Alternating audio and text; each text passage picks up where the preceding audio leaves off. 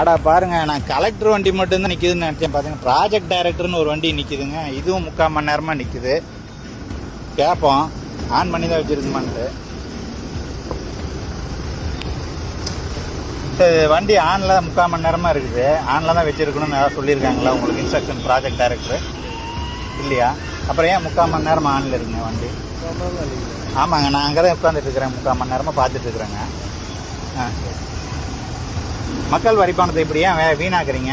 மக்கள் பணத்தை எதுக்காக வீணடிக்கிறீங்க? கார் ஏசியை ஆனிலேயே வைத்திருந்ததை கண்டு கேள்வி எழுப்பிய பொதுமக்கள். சார், 3/4 மணி நேரமா இந்த வண்டி ஆன்லயே இருக்குது. கலெக்டர் வந்து ஆன்ல வச்சிருக்க சொல்லியிருக்கிறாரா? வண்டி ஆன்லயே வச்சிருக்க சொல்லியிருக்காரா?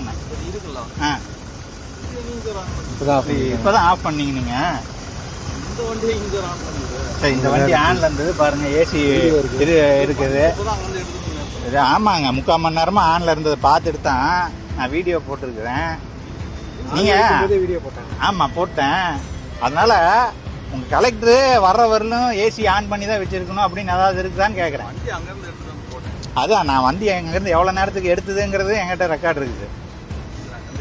சரிங்க சார், 3/4 மணி நேரமாக மக்கள் வரி பணத்தை வீணாக கரியாக்காதீங்க.